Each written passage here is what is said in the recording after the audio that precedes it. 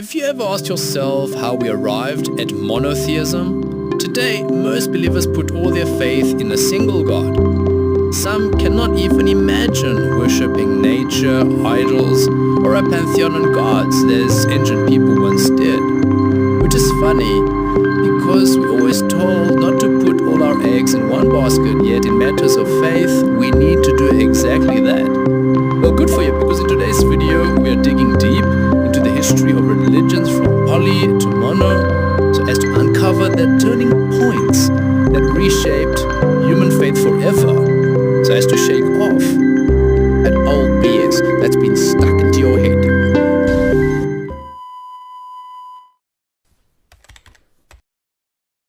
Welcome to another video of knowledge and wisdom, where science meets truth. Welcome once again to the 5th episode in this series, the Historicity of the Truth.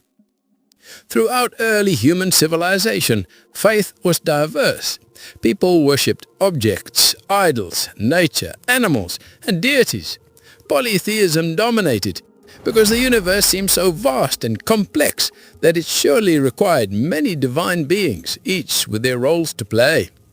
This includes the famous ancient Greek religion, which evolved from the earlier beliefs and traditions around 4000 BCE, together with its counterpart religions such as the Hellenistic cults, other Indo-European religion, ancient Egyptian, Roman religions, Hinduism, and others. Take Hinduism, for instance, the world's oldest surviving religion, rooted in traditions from the Indus Valley around 1900 BCE. Hinduism offered countless gods: Brahma, Vishnu, Shiva, Saraswati, Lakshmi, Parvati, hoping and pronouncing their names right, just to name a few. Yet, within this diversity, individuals can choose which gods to worship and how. This belief tolerance can be linked to the adaptation and endurance of the faith.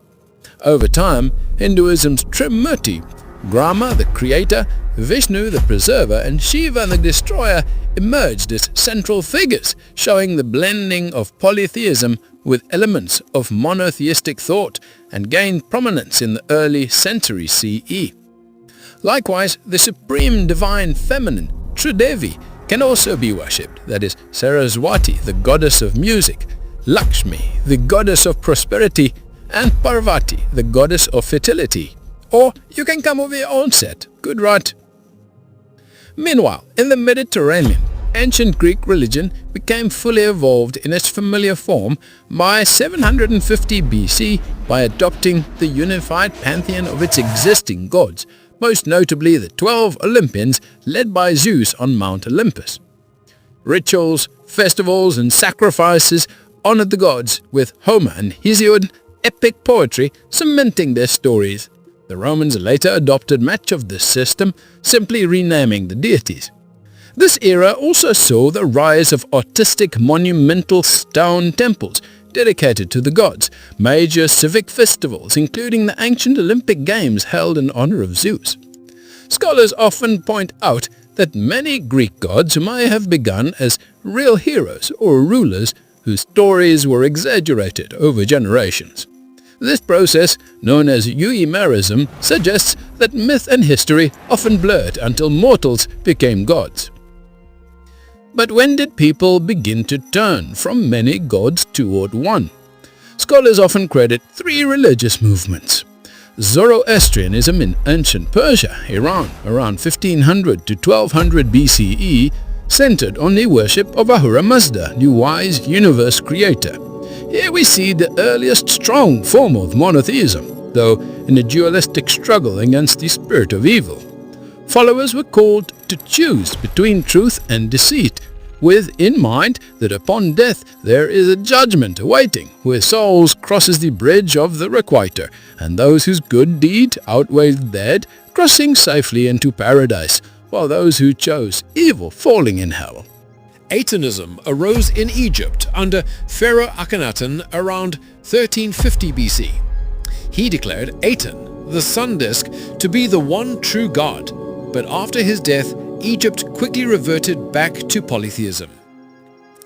Judaism traces its roots to Abraham, traditionally dated around 1812 BC. with a covenant with one God. It strengthened around 1312-1250 BC with Moses' revelation of God's name and famous Ten Commandments in Mount Sinai. But scholars note that early Judaism was likely closer to monolatry. Over centuries, especially after the Babylonian exile, the 6th century BC, then Judaism crystallized into strict monotheism. The return from exile was enabled by Cyrus the Great of Persia, who conquered Babylon when he issued a strategic decree allowing the exiled Jews to return to their homestead in Judah, authorized and funded the rebuilding of their second temple in Jerusalem. This was part of his general policy of efficient system of governance he used to manage his vast empire through loyalty and diplomacy. This included religious tolerance and outlawing slavery. His decree, recorded on the famous Cyrus cylinder, is often seen as an early declaration of human rights and religious tolerance, and therefore a replica was made and put on display at the United Nations headquarters in New York. In Jewish tradition, the ending of exile was seen as a fulfillment of the prophecies from major prophets like Jeremiah and Isaiah, who foretold the end of 70 years of captivity and the rebuilding of the Jerusalem city. Cyrus was then venerated as a Messiah, the only non-Jew to receive that title, because he fulfilled prophecies of restoration. This was then followed by a period of approximately 400 years to the Common Era, since Malachi prophesied the coming of Elijah to prepare the way for the Lord. This was one of the ancient prophecies awaiting the future Messiah to be fulfilled. So what do you think? Let us know your thoughts in the comment section below. Do you agree with the content of this video? What did we miss or got wrong?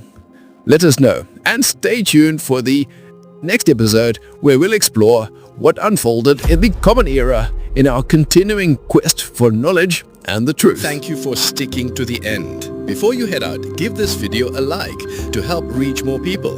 Hit subscribe, turn on the bell so you're always in the loop, and if you know someone who would benefit from this, share with them too. Sharing is caring, right? See you in the next one.